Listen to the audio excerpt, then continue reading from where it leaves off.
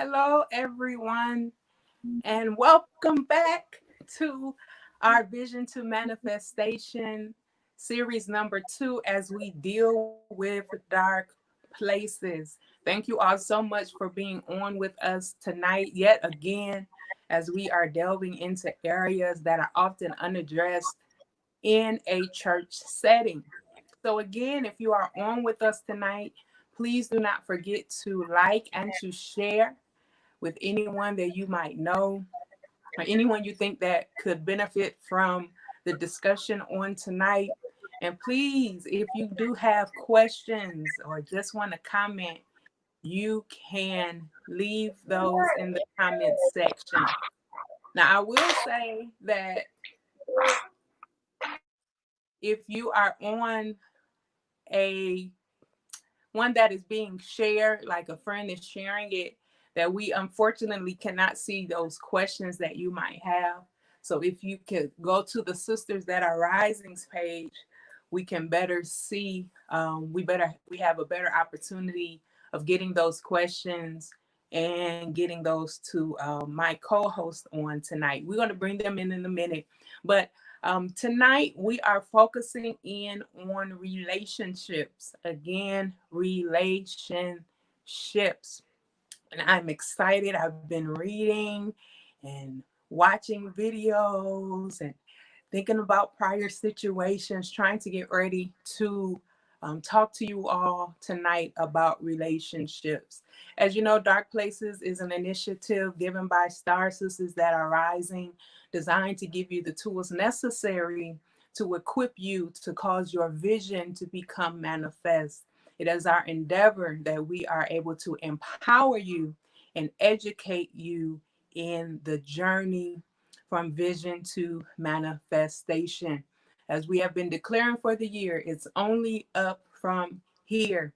We're not going back, but we are moving ahead because we are sisters that are rising. So we are on session 2, and we're going to get right into it on tonight. And we are dealing with relationships. We did the poll on the survey maybe a week and a half ago, and you all know that's where we've gotten most of our topics from. And a lot of the comments dealt with relationships. And so we thought it would be necessary to make sure that we kind of talked a little bit about it. So we're going to delve into godly relationships, talk to all our singles on tonight, and talk about how to be single, and then also deal with how to be alone. So in general, and I'm going to bring my co-hosts on here. I'm going to allow them to say hello and introduce themselves. Go ahead, y'all. Say hi and all that good stuff. Hello. Hey, me, and I am just happy to be on this vision of manifestation. I am a treasurer with Sisters That Are Rising and financial stewardship of our resources, and also coordinator for our mentorship program. So, thank God for being a part. Hi, I am Anquinette, and I am the administrative assistant, and I'm happy to be here tonight. Hello, I'm Valerie Crater. Again, I'm a part of the finance department as well as hospitality, and I'm glad to be here on tonight. And I am Alita Nicole. I'm the president and founder of Sisters That Are Rising. I forgot to say that at the beginning, y'all.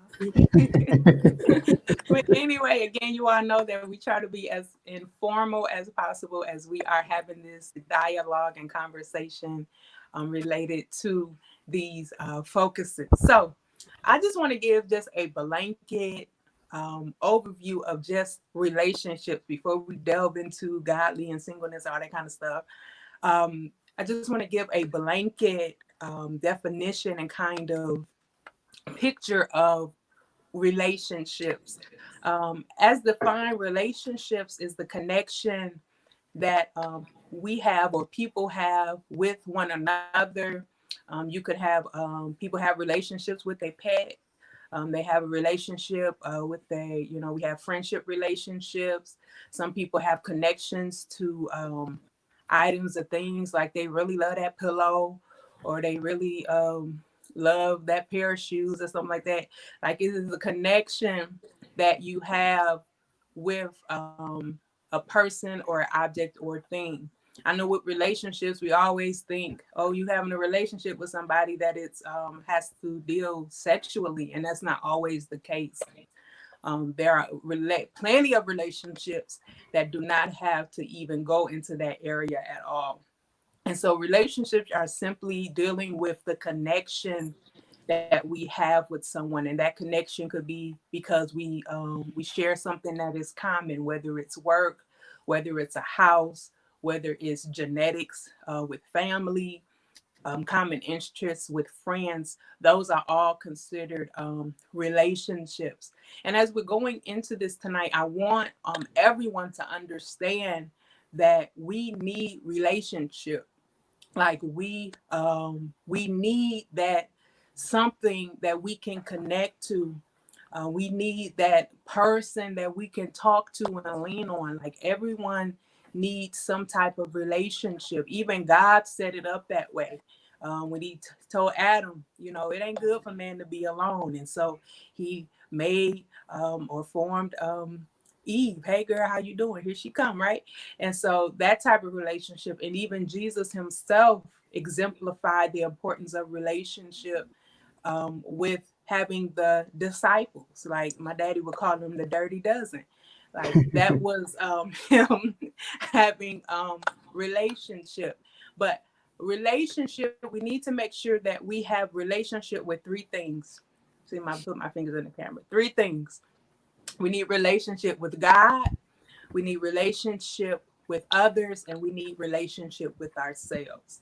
Those are three main things that we need to make sure that we invest time and energy and effort to developing: a relationship with God, a relationship with others, and a relationship with ourselves. So let's kind of talk about, I want to talk about what a healthy relationship looks like. And they're probably like, she's talking a lot, but I'm just giving a blanket thing of relationships so everyone has a good understanding. A healthy relationship or a strong relationship, it's when someone believes in you, someone motivates you, someone strengthens you, and somebody inspires you. All of those are characteristics of a strong relationship. And so I'm going to bring these ladies on. I'm going to allow them to do some talking because I'm doing a lot. And I want to first, ladies, I want to focus in on the godly relationship, because I think that is the most vital relationship that is necessary for any person to have, because God is the one who has made us and given us purpose here in the earth. And if we lack that relationship, we'll go about looking for other relationships that don't even align with the purpose that God has for us. So share, ladies, however you see fit with dealing with godly relationships, especially in this time. For me, from the aspect of godly relationships, I have some friends that hold me accountable and that I hold accountable in aspects to church, whether it be work, whether it be just personal everyday life. But we hold each other accountable for different goals or different plans that we set to do. And if we're not holding up our end of the bargain or holding up what we set for ourselves, we are okay with going to talk to each other and addressing those things that we have set out to do that we did not complete. So friends, godly friends kind of keep us accountable. Because I was reading somewhere where it talked about how like godly relationships make sure that we stay on purpose, that we don't Right. get sidetracked. Right. I definitely have some people that will read me my rights. I may not want to hear it, but when they come, I definitely do listen, and I value what it is that they have to say. So they are definitely a help on this journey. Talking about godly relationships, just having a godly connection, I think it's very important to be careful who you invite in your circle, whether it's family, friends, loved ones, your workplace. It's good to have, I think, like the important things of having a good godly relationship is like self-love, trust, respect, openness, and having a passion for it. I've had some friends, and some of them are still not with me, but in all those friends that I did have, I've seen the need of why they were my friend, because I've always had this mindset was like, I don't want to fit in. Like, I don't want to be, just around people just to have the title of, popularity or something like that. So everyone that's been a part of my life, it's either was an assignment, and sometimes friendships are not always long lasting, sometimes for a season, as well as the ones that are still here. I have to understand why they're in my life. So I think it's important to have a godly relationship because God is in us. And if God is in us, we have to be, around people that are helping us and like she said, holding us accountable in our everyday life. That's very true. I found a few scriptures that I want to read, if that's all right. One of them being Proverbs 27:9 that says, "A sweet friendship refreshes the soul." And they y'all get me together. 1 Peter 4:8, and above all things, have fervent charity among yourselves, for charity covers the multitude of sins. And Proverbs 18:24 that said, a man that hath friends must show himself friendly, and there is a friend that sticketh closer than a brother. Amen. What a I think in friend. my experience, and thanks for taking us in, Kui. But She I just will share this. I don't know if anybody like this. Share this. This is gonna be good. But I guess my experience dealing with godly relationships is just sometimes a surprise that it may not always be at your church. It may be from somewhere else. And so I've always found friends that were maybe not connected to my church network, the churches that I would travel to, but friends that I could recognize it's something about you. Guys got hand on your life, and then just building a relationship from there. And I think sometimes it shocks us that when we're in certain church settings, that it's hard to have friends that are genuine, that are real, and that you feel have your best interest at heart. And so, one of the things that helped me through navigating friendship, because I really didn't have a lot of friends, at least I didn't feel that I did being younger. So I really prayed for friends. And the friends that I have, I've had them since high school days. And we keep in touch, and we could go months without talking and pick right back up. And that's just how our friendship is. It's that connection, even wherever we may be. But I always look back at this message, which was called "Necessity of an Enemy," and we talk about Jesus so often, but we overlook the fact that Judas was a disciple and who was a friend to Jesus. And so I had to recognize people in my life and know their role, because some of them are friends, but they may not feel good necessarily. Not to say that I want to continue in a Judas type of relationship with someone, Right. but I had to know that assignment for that season of where we were connected or where they were in my life to help to sharpen me as I go on, what God what had me to do. I think it's important that we understand the purpose that people feel in our lives.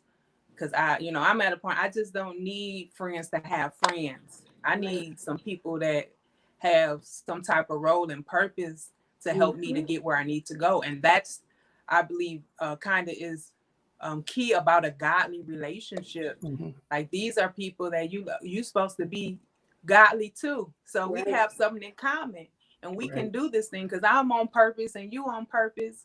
And I feel like you serve a purpose in my life. And so we should be able to make something happen. But Brittany, I like how you brought out about Judas. He was a friend, but he did Jesus wrong. But he was there to fulfill the ultimate purpose. I was reading one of the comments from the poll, and they were talking about like fake people and how you have people who in front of everybody, they, hey sis, and we hear that a lot. Yes, Hey sis, how you doing, sis? Love you, sis. You did that, sis. Sis this and sis that. But behind the scenes, they mean you no good, or they mean to bring you harm. They talking about you, bringing you down. But in my face is, oh hey girl, how you doing? And I think that we need to look at that whole sis relationship. Like, I know we sisters in Christ, right? I know we're sisters in Christ, but when you go to call me sis, as we have made it to be according to our culture, that takes on a different connotation. That's like sis, like my blood sister type of relationship. If I'm calling you sis, I'm not calling somebody sis just to call them sis. I believe that we share that type of relationship when I call you sis. So it's important that we don't go around being fake and phony to people, especially as it relates to them trying to fulfill their purpose in God, because God gonna come get us for that, for doing his people wrong. Right. That's definitely true. I've even in my lifetime experienced some things like that. As you stated, people call you sis when y'all together, then behind closed doors, it's another whole story. So I've definitely, even in my walk, learned to distinguish and not even put everybody, give them a certain space in my life, give them a certain space in my circle. As Valerie stated earlier, I've been okay with deeming people as associates, or whatever the case may be, because everybody don't deserve that friendship title. Everybody don't deserve to be in that godly circle, because that very and pushing you and supporting you is that very person that's behind closed doors praying on your downfall. Yeah, and what's so sad about it to me is that when you are a witness of it, where, I see this, we're all friends, we're all sisters in Christ, but then when we get, in our own little setting or something, people's feelings about you really start to come out. And it's almost like you feel like I got to show my loyalty. Like you almost in the middle, like, who am I loyal to? And you be like, well, I'm loyal to the Lord. I'm just everybody's friend. And so it makes it very difficult though, because when you really want to call each other out on that type of stuff, people go right into defense mode, deny mode, all that type of thing. And I think it's really sad, especially being in the church, when we have the posture that we will smile in your face and then get me somewhere else and I'm talking down to you. I'm talking down about you and speaking ill about whatever gift or, things like that, that the person that speaks up is often looked at as being a traitor or being fake themselves. To say, you were talking about me too. You were talking about them too. When I said this, you laughed and you like, cause it was funny. That doesn't mean I was in agreement. But it's like, you got to be so careful with the relationships you have. It's almost like you have to walk around with like this guard among yourself, because you're like, well, I don't want to say this because they may take it the wrong way to go back to so-and-so. And then I'm in the pastor's office over something that wasn't even what I said. And I just think we have to do a better job about that as sisters in Christ. We're all different, but I just feel like when that person, because I've been that person to speak up and then I have no friends. And it's just kind of like, well, I'm going to just keep telling the truth. And it's just got to be like that. It's got to be somebody that'll tell the truth and will intercede for whichever ones. And that's the type of friend I am. Yeah, that's true. And I know we're talking about like friendships, but I was thinking as I was talking about family ships as well, because sometimes we as people, we think just because they're our cousin, sister, brother, we gotta be around them all the time. But if your character don't match mine, don't match my attitude, and how I'm living for Christ, I love you, but from a distance. And I've always had that mindset of just because we family, that don't mean I gotta gossip with you. That don't mean I gotta talk about people with you. That don't mean I gotta always be around you, knowing the person you are. So I think it's important for us to have the godly relationships, whether it's family or friends or romantic or anything like that, to just know you don't have to be stuck into who you become friends with. And I got in trouble a lot when I was younger because I had this thing where I said, even in college and in high school, I'd be like, people call me friend, I'd be like, no, associate. Associate.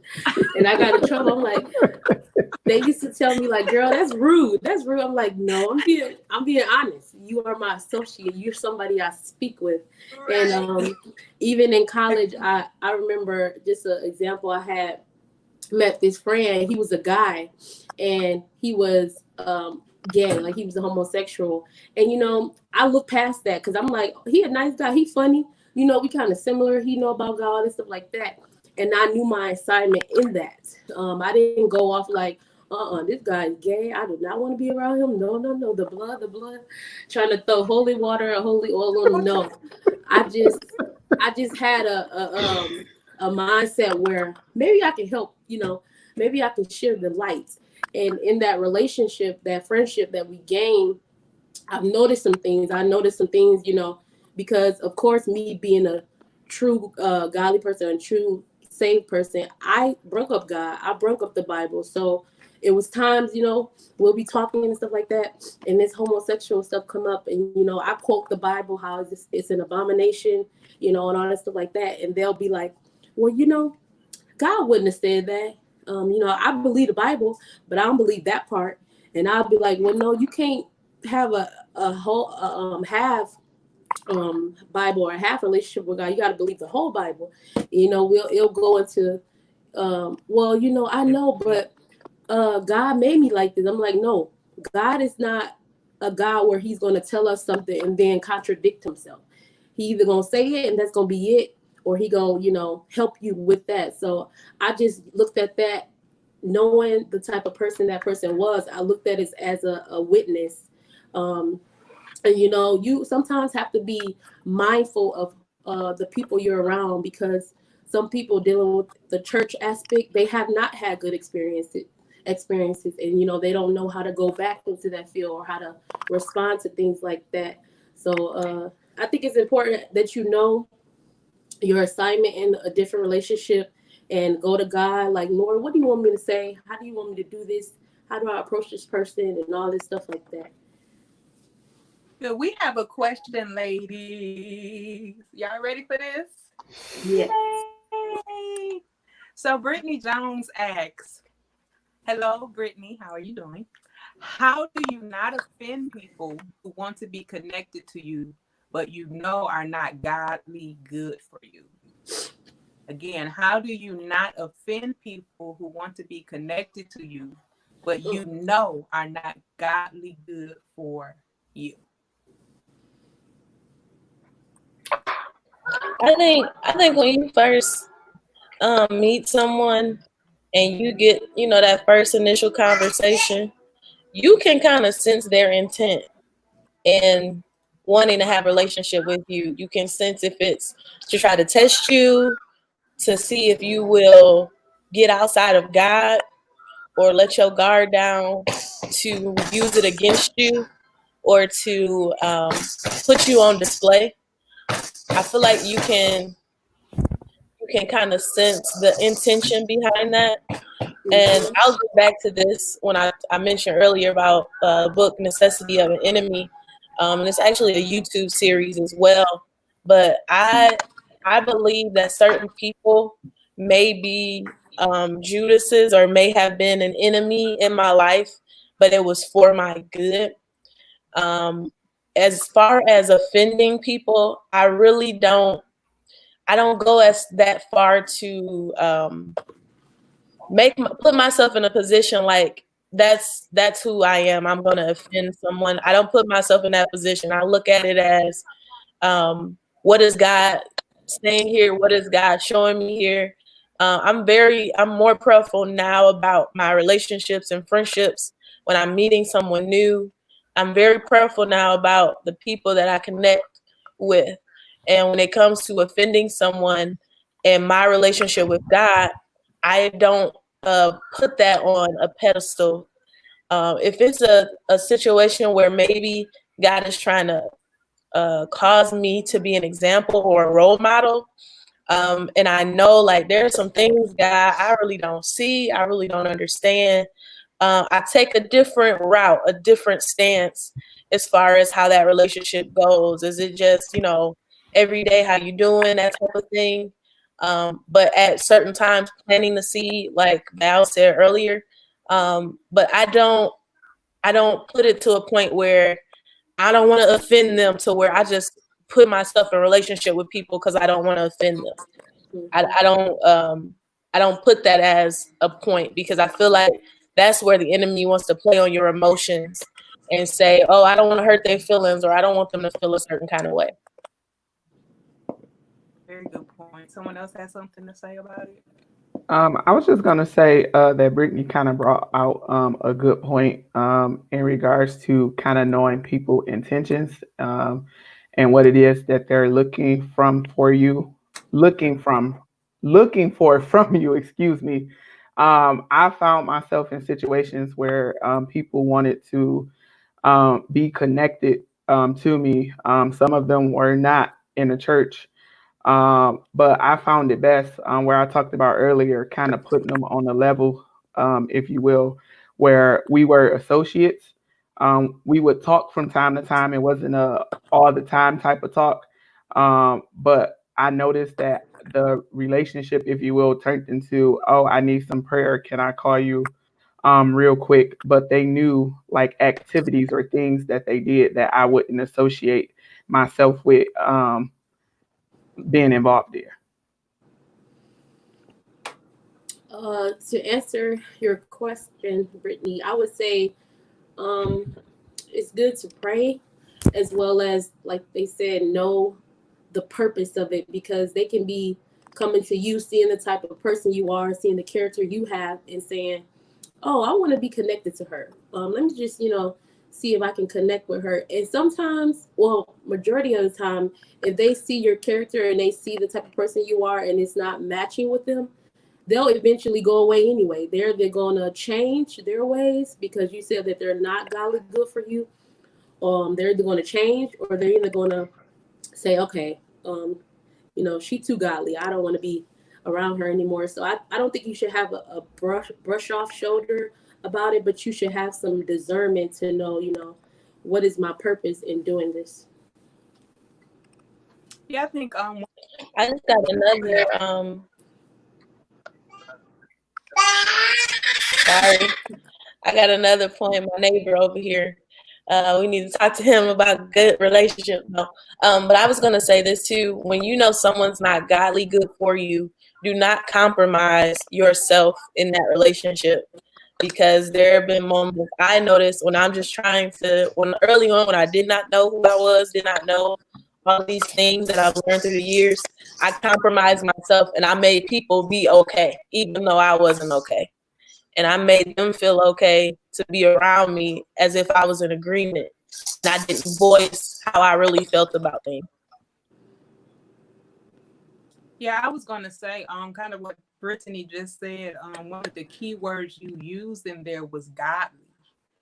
And if they're not serving any type of purpose, don't tie yourself to them just because you don't want to tell them to keep it moving. You might not say keep it moving, but don't feel like, oh, so I don't offend them, I'm just gonna keep on in this thing, because what it's going to end up doing is going to end up pulling you down, slowing you down, and keeping you from fulfilling the purpose that you're supposed to fulfill. Because you get caught up in, oh God, here they come. Oh Jesus, let me see if I can run around this way or go around the other way. And that's not what God desires that we do. So whenever you you encounter them, I would say the Holy Ghost will give you what to say, and He'll give you how to say it, because He knows that person. He knows their temperament. He knows what things they find offensive. He knows what words they can understand, to know to leave you alone. So I think we need to make sure that and know that we can utilize those tools necessary. There's been cases I just had to tell them, leave me alone. Leave me alone. I literally just had to leave me alone. No, I'm good. I'm good. And wave at them while I'm yet and still walking. So, and then some people you have to talk to, like, hey, look, I just don't think that we need to be connected like that. Like the Holy Ghost will help you to cut people off. He'll help you to cut stuff off, just like, stuff in our lives. He helps us to cut, all that kind of stuff. Anyway, and so God, the Holy Ghost will help and assist you. Utilize that tool. Utilize that tool. Utilize that tool. But I want to bring out something, and we're gonna keep it moving. I wanted to bring something out about godly relationships. These ladies have been saying some good stuff, but I wanted to bring out how sometimes, because we think it's godly, that it's going to be all good. We think it's godly and it's not going to be any problems. We ain't going to have no situations and nothing like that. We think that, it's going to be all good. It's going to be gravy, baby, right? But we have to realize that with godly relationships, they are real people who have real issues that are involved in the relationships. So sometimes I was looking at Michael Todd as he was talking about the roller coaster of relationships and how it's ups and downs and loop-de-loops and big dips and all that kind of stuff. And we have to remember that people, they're normal, they're regular people. They have moments. Sometimes they get depressed. Sometimes they get low. Sometimes they just are on 1,500. But we have to make sure in relationships, that godly relationships, let me say, that we are not so judgmental, and we are not so, they need to do this and need to do that type of situation, but we need to be considerate of others. I had these points here and I'll share them and we're going to move on. That in order to be in a relationship, you must commit to it. Don't be one of them that's, I'm here for you today and then I'm gone and don't care nothing about you type of deal. It's a difference when you have a friend y'all don't talk for a long time and then y'all come back and connect. It's a difference, but commit to the relationship if you're going to be in a relationship. Relationship requires sacrifice. What type of sacrifice? Your time. It's been times my friend called me and I did not want to talk on the phone. And I struggled and I just looked at the phone just ringing with their name and picture on there. And I was tired and I said, I know if I answer this phone, and y'all been there too, don't look at me like that. If I answer this phone, they gonna talk to me for at least an hour. And I have to consider, do I have an hour to talk to them? Right? But relationship requires, or it demands that we have some type of sacrifice attached to it. Sometimes you just gonna have to answer it and bear through that hour and pray that the Lord give you sweet rest and sleep in Jesus' name. But it requires time, that sacrifice, your energy, and also sometimes it requires your money. Some of y'all didn't lend out some money to some people. Yes, Lord, y'all have. Yes, we done it. We done it. The thing is that we get it back. They supposed to be godly, right? We used to get our money back, pay back. Help us, Jesus. Right? Help Anyway. us, Lord. That's a whole nother topic. That's another topic. I'm with Brittany. Also, like I stated, expect disappointment, but learn how to address the disappointment. Sometimes people do stuff that is offensive or is disappointing, and we quick to cut somebody off.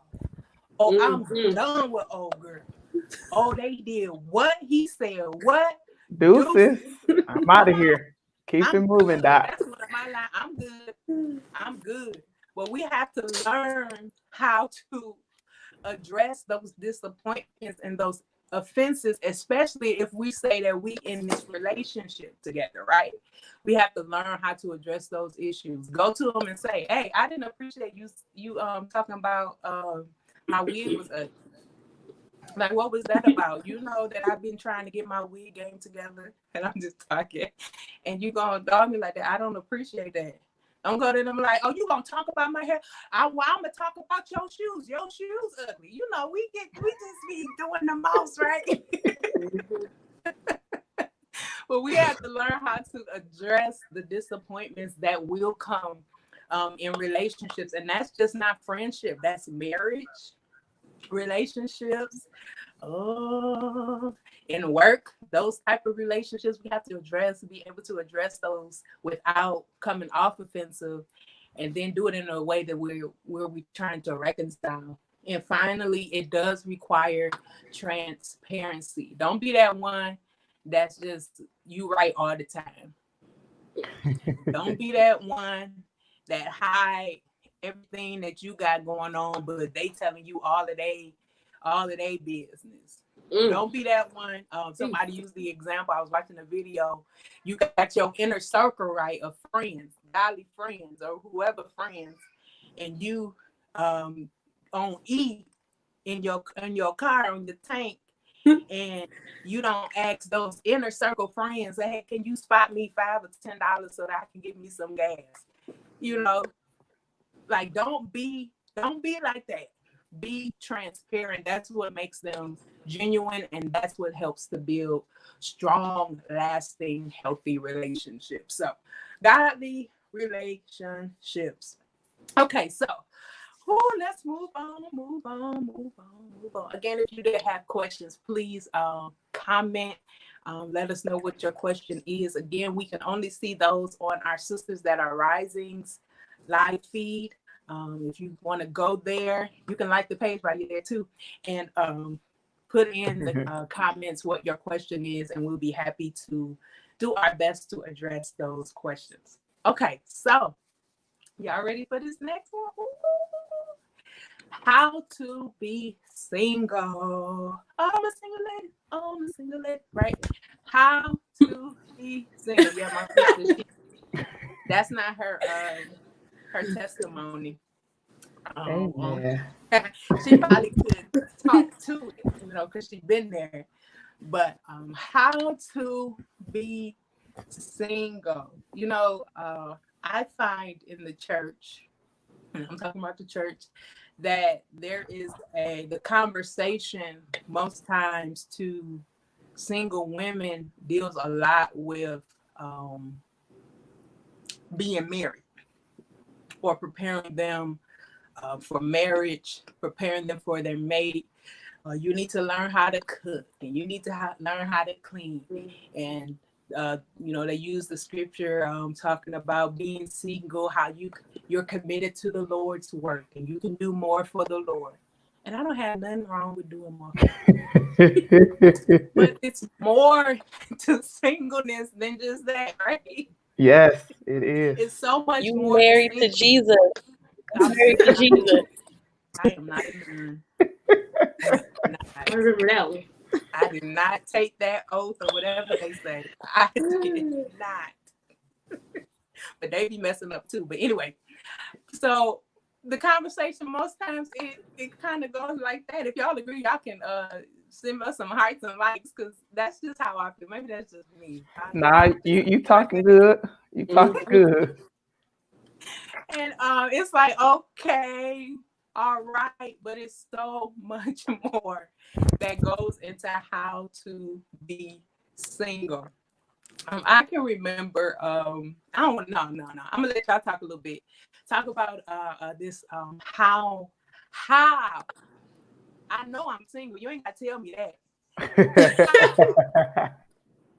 I live this life in this world. It's some fine jokers out here. My God. My eyes, sometimes they are very well pleased. So yes, how can I be, and we're talking about church, right? In the church, how can I be single? How can I maintain my singleness and my salvation and my righteous Come on, let's just talk about how to be single. Oh my goodness, she is so for me, I was doing some research and I found 7 steps, right? But these steps applies what I feels like to me and being single in the church in this world. One of them was being okay with where you are right now, and that's being okay in your singleness, being okay.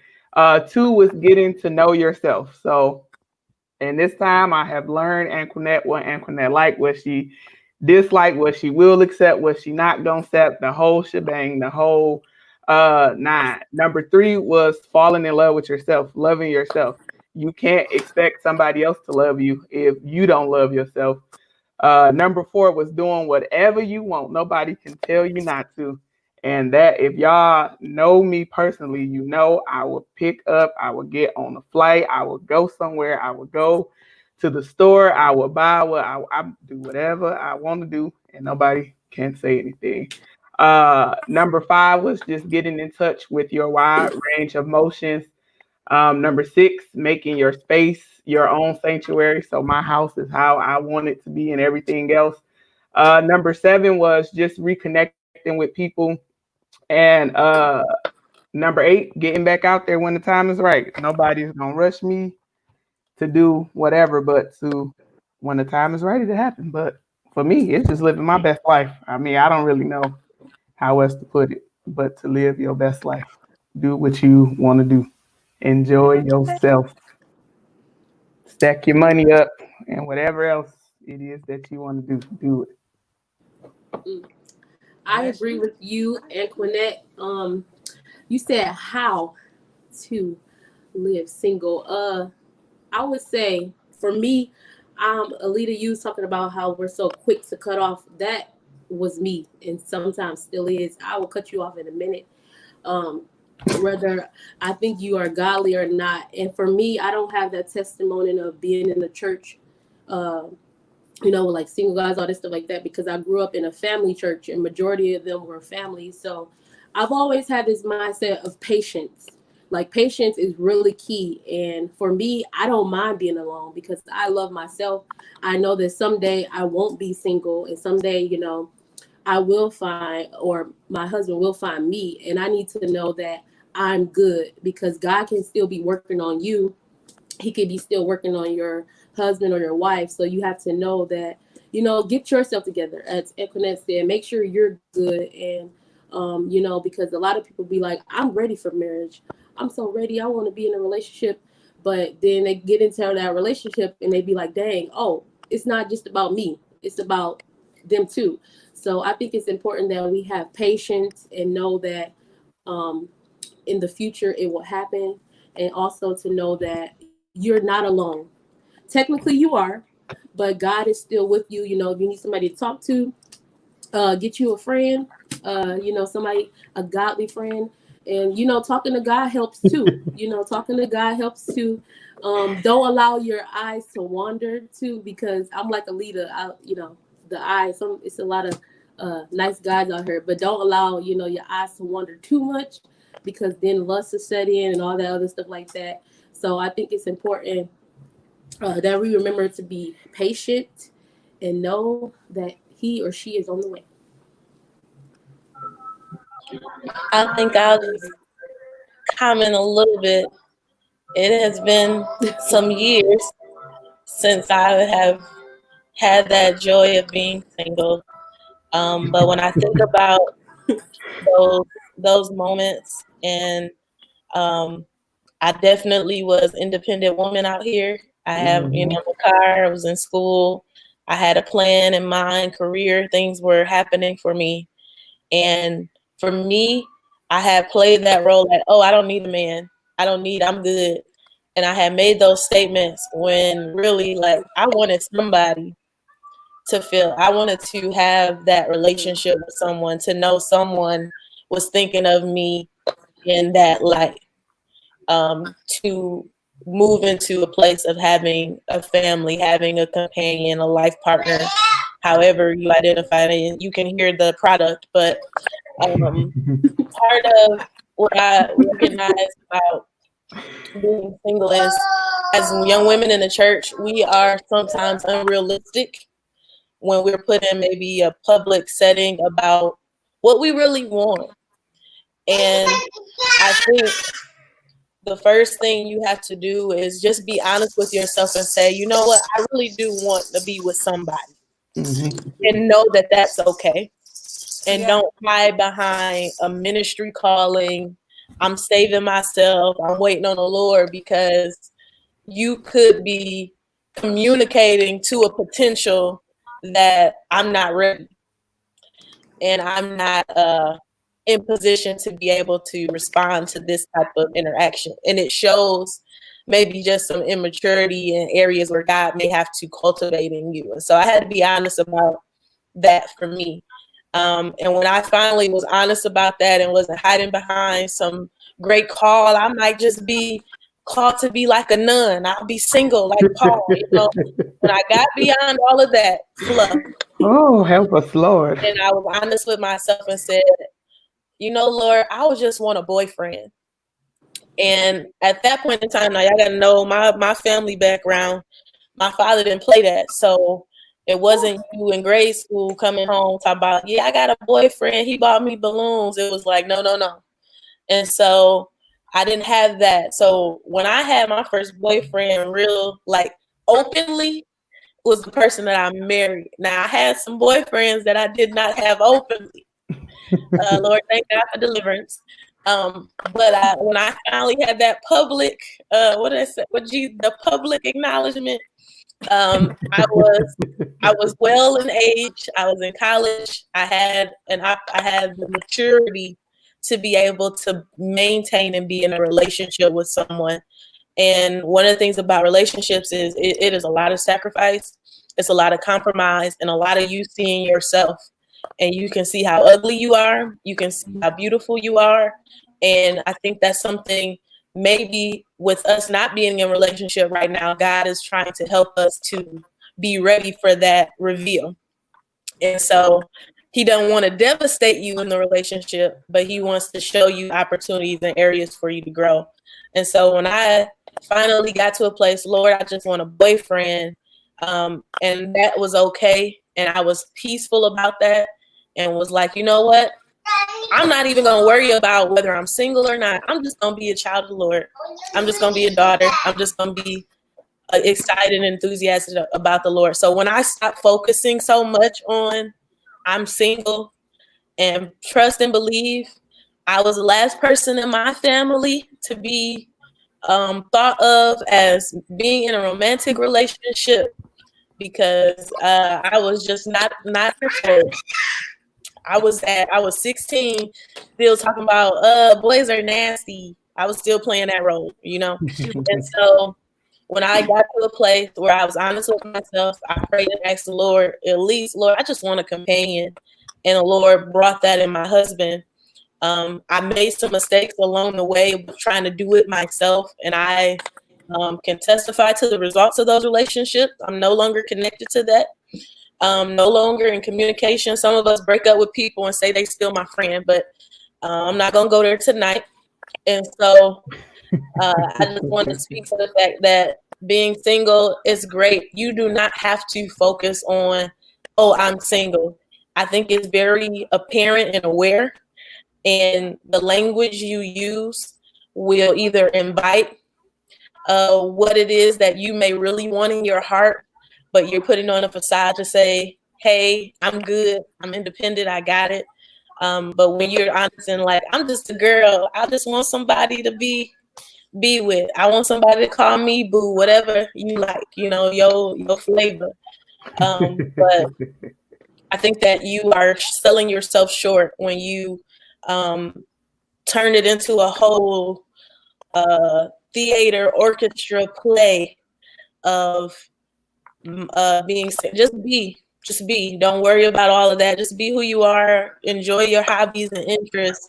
And when it's time, the Lord will open your eyes and open his as well.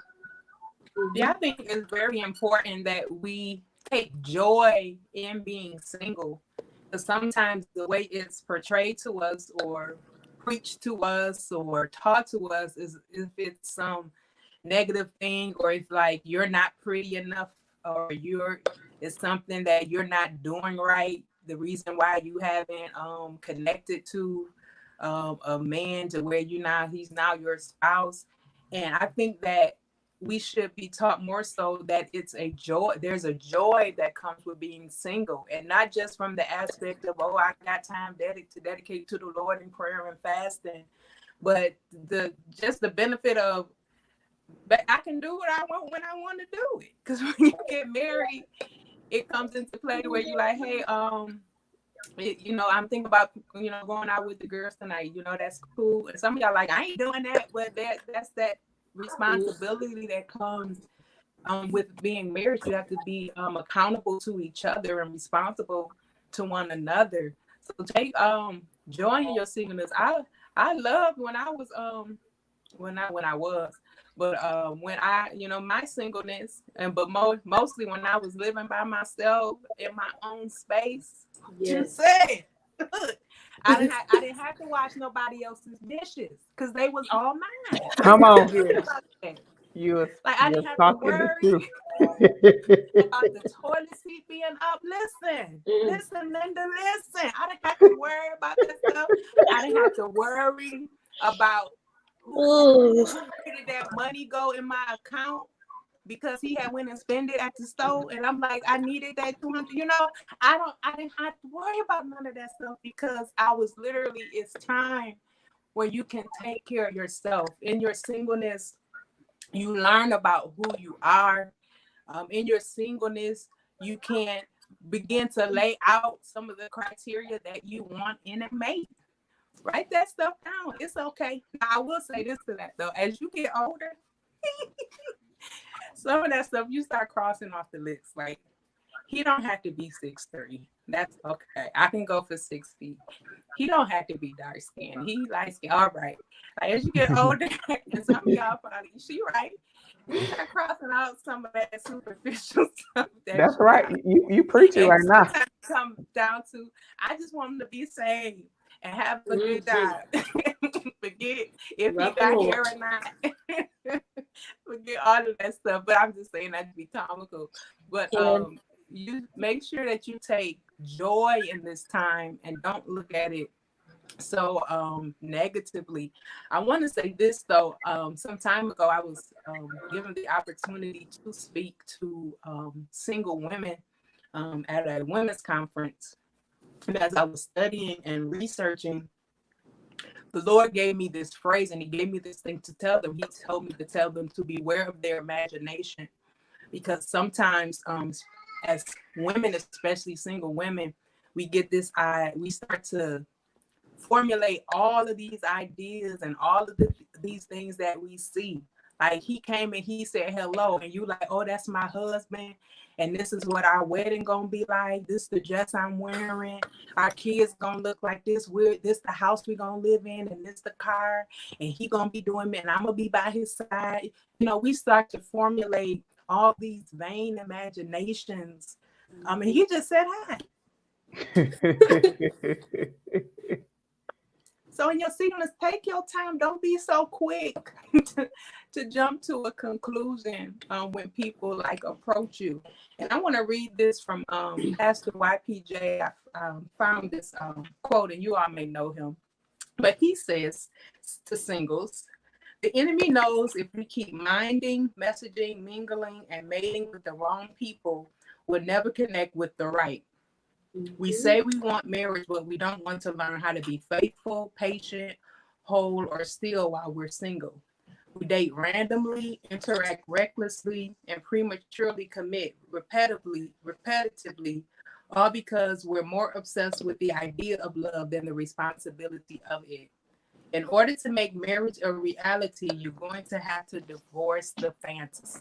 So again, as I said, be careful of your imagination. Marriage is more than just you see them with matching outfits. Yeah.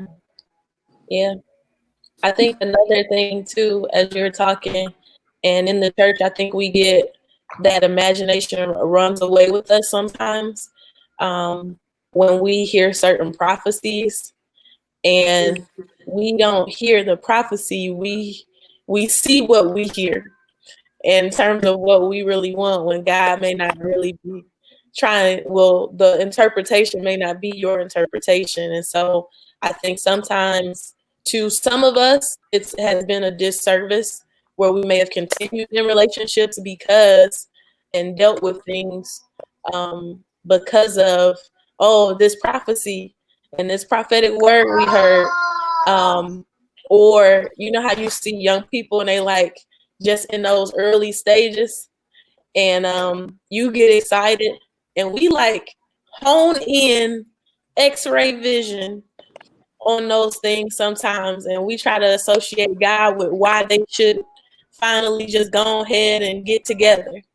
And I think sometimes in the church, when we are meddling each other business, and we do ourselves into those individuals a disservice by running away with our imagination.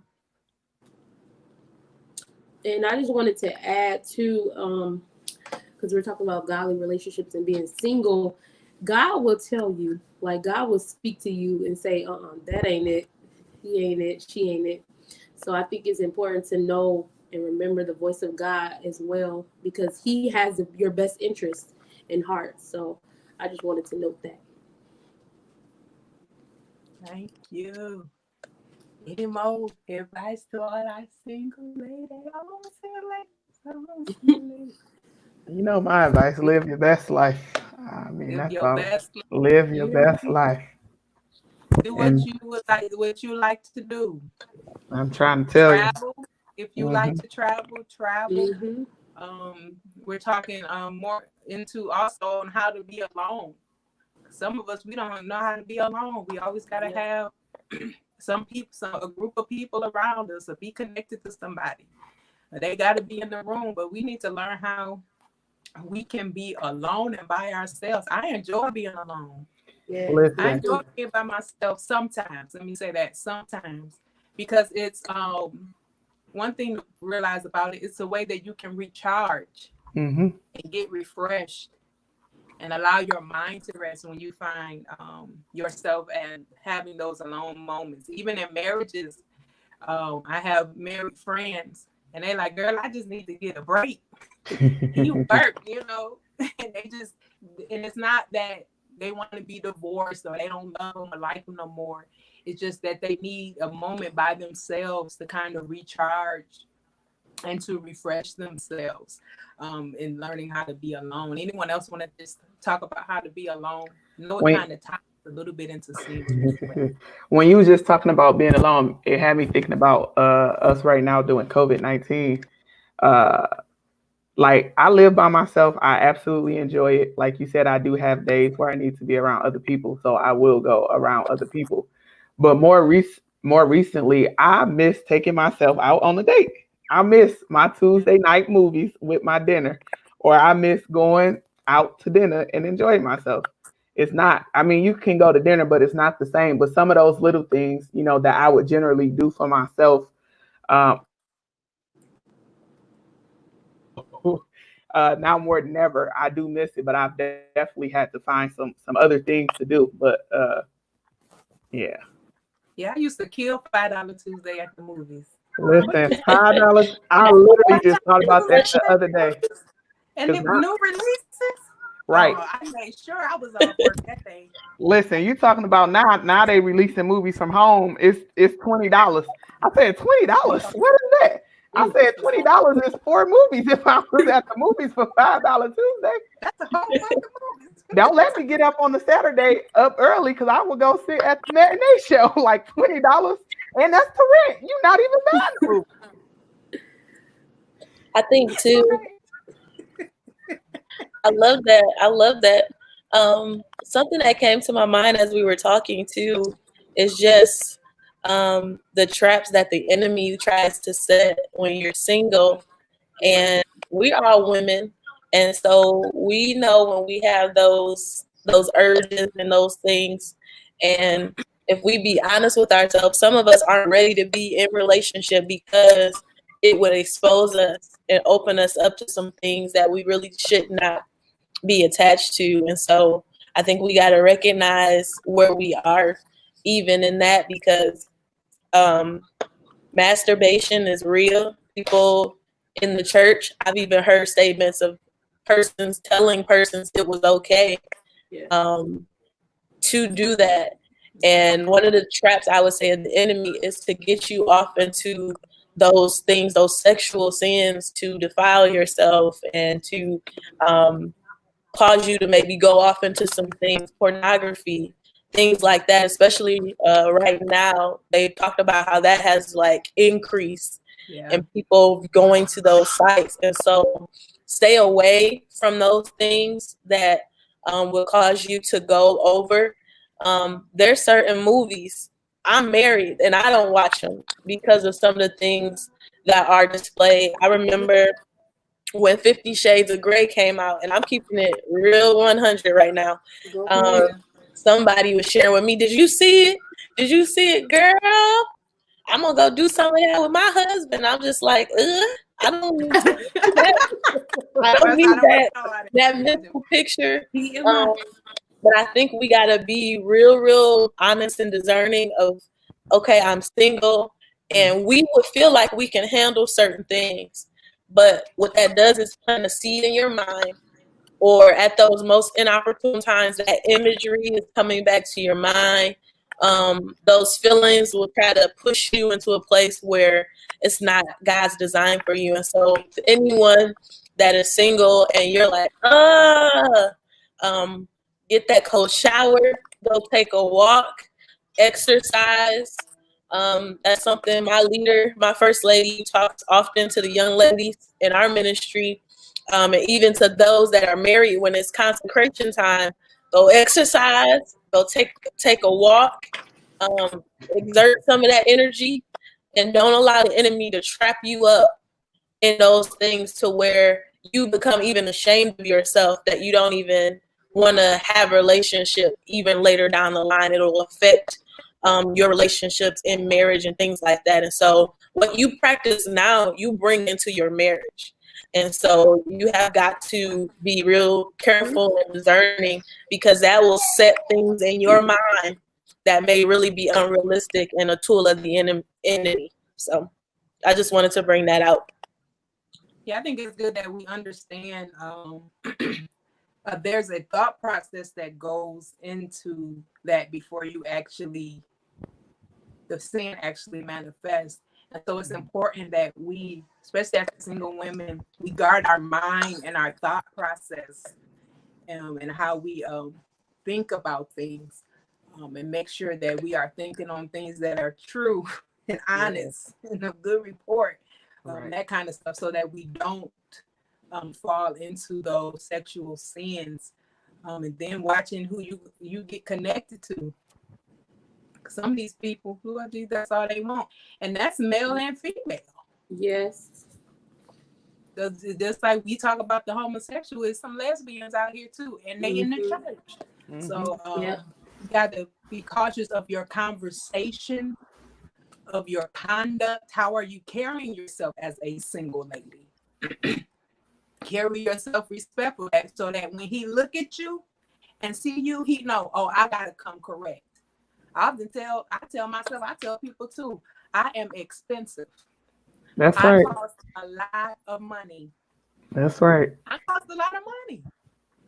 Lord, do I want to cost a lot of money all the time? No, I don't. Because that's money out of my pocket, But I cost a lot of money. I am expensive, and that's not coming from an arrogant type of standpoint. That's just what it is. I am expensive, and when you look at me, you'll see that I have a standard. Right. That's right. I have a standard. Single woman, get a standard, especially if you're in the church. Get a standard and stick to it. Remain faithful to it, and you know what? God will reward you for it. That's what I had to say. You was talking good. I don't even got nothing to follow. You listen, y'all know me already, and y'all have already told me don't even bring him unless he meets them standards. So I Standards. Got to put that across the screen. You ought to want that for yourself. How about that? I do. Listen. You. Well, I'm not just talking about to you. I'm talking to everybody else. You ought to want that for yourself. Your price is far above rubies. You ought to want that for yourself. You're worthy of it. You're more than worthy of it. This guy don't even have a job. How he gonna take you out? And I'm just serving the Lord. I'm praying. I'm fasting. The Lord didn't leave. Come on now. Stop lying to yourself. Yeah. Right. Don't become somebody's crutch when they're not willing to do what it takes to have a wife, not a girlfriend, not a mistress, not a side chick. Wow. Right. I'm sorry. But I just have to, like, be for real. Be for real. Stop accepting this stuff when it's people, when it's young men of God bless them, out here, and they're not looking for someone that's just gonna be pretty. They're looking for someone that has things that will have them to grow in a relationship. And so don't sell yourself short and think that that's okay. I'm just gonna accept whatever come down, whoever come through that door, that's who I'm gonna be with. How reckless is that? Don't do that. Don't do that. You're gambling away your future, your potential. You good ground. Right. I would say this too. Single ladies, keep yourselves up. Sometimes you're like, ain't nobody approaching me anyway. I ain't gonna do my hair. I ain't gonna comb it. I'm gonna put on that little holy shirt over there. And I ain't talking about Jesus covered holy. I'm talking about you got literal holes in it. Holy shirt, some slides with some socks that don't match. No. But I'm just going to the beauty supply. I'm just going to the grocery store. Don't do that. Like, present your best self. Present your best self. My dad it was one day I got up, and I'm just talking what I'm talking about. I got up and I miss him. And I decided I was gonna wear my pajamas all day in the house. Now you think in the house that's cool, right? That's all good. You in the house, you ain't outside. And my daddy told me, go put some clothes on. And I was like, I was hurt. Ain't nobody gonna see me. But he was trying to teach me how to make sure that I didn't lay around like in my pajamas. I understand if you're like sick and you're battling illness and things like that, but there wasn't no wrong with me. I put wear my pajamas all day, and he like, go put some clothes on your body. And so I had to end up putting some clothes on my body, but he was teaching me how to take care of myself and appreciate myself and to do things that help to present my best self. So you single ladies, you ain't nobody trying to holler at you. They may not be in your DM or whatever, your inbox, whatever you want to call it. Do not be discouraged and feel like, oh, it ain't even worth it no more. No, keep yourself up. Go to the spa. We got a team member, they go with but they go to the spa, they get their massage going on, they facial. I don't know if they do facial, but they do their facial and stuff like that. Keep yourself up for you, if nothing else. That's for right. You. If for nobody else, do it for yourself. It'll help to increase your mood, help to boost self-esteem, help to give you self-worth. We're going to deal with identity tomorrow, self-worth and different things like that. So single ladies, keep yourselves up. And whoever come, he gotta come right where you are. That's right. If not higher, because you gotta pull me up. You gotta level up. My sister got married and the preacher said, you upgrade her. You're supposed to upgrade her. I said, I'm with that. I can go for upgrade. So I would like to say that to all my single ladies. I'm sure it's probably a whole bunch of other stuff that I could say and offer advice, and I'm sure these ladies as well. But most importantly, we want you to take joy in your singleness. We want you to make sure that your relationships are healthy, and they are those godly relationships are with people who are pushing you toward your purpose and the thing that God has assigned for you to do. Mostly understand this, that you are not alone. God is with you. He's with you with every step that you take and every move you make, even the decisions that you make, whether he wanted you to do it or not. God is yet and still with you. And for that, we are thankful and we are grateful. So thank you, everyone. I hope we were able to say something to inspire you, encourage you. I think we probably made some of y'all laugh tonight. It's all good. Laughter is like medicine, right? Inspire you, encourage you to keep it moving and to know that your vision will come manifest, and because God is bringing you out of this dark place. We want to encourage you all to be with us on tomorrow night. I think our topic is identity. Mm-hmm. Is it identity tomorrow? Yes. Identity tomorrow. So we talk about self-esteem and self-worth and some other stuff dealing with self tied up in there. And so we're excited about sharing with you all tomorrow. Same place, same time, 7:00 p.m. Eastern. Again, if you did have needed to reach out to someone to speak to them about some things that you might be going through or some challenges you are facing. I know earlier this week we talked about depression, we talked about brokenness, different things like that. You can reach out to Miss Linda M. Thornton. She is aware that you are calling her, and let her know that Sisters That Are Rising has sent you her way. And I'm sure she will be excited to help you along your journey as you are fulfilling the call of Christ on your life. So again, thank you all so much. I hope I said everything I was supposed to say. Quick word of prayer. God, we thank you for this time together, the gathering of these sisters. Oh God, and some brothers out here that have watched and listened in on the conversation. God, I ask, oh God, that you would lay your hand on every relationship, every person that we are connected to, God. I pray, God, that you would begin to open up the eyes, oh God, of your people to see the relationship for what it is. God, help us in this hour, God, to be focused on purpose. Help us in this hour, oh God, to set our eyes, oh God, upon you. Help us to see, God, the reasons why people are connected to us. God, and give us the wisdom and the knowledge and the understanding, God, and how to either cut them off, oh God, or how to embrace it, oh God, and develop it even more. Bless the single lady, touch her heart, oh God, minister to her spirit, God. Let her know, oh God, that you have her best interest in mind. Touch those who might feel alone, oh God, in their homes, while there's plenty of people around them.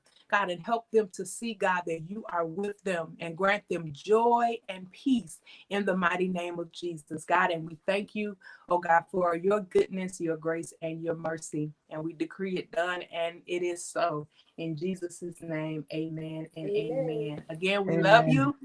You all have a good night. And until we meet again on tomorrow, thank you all so much. Take care.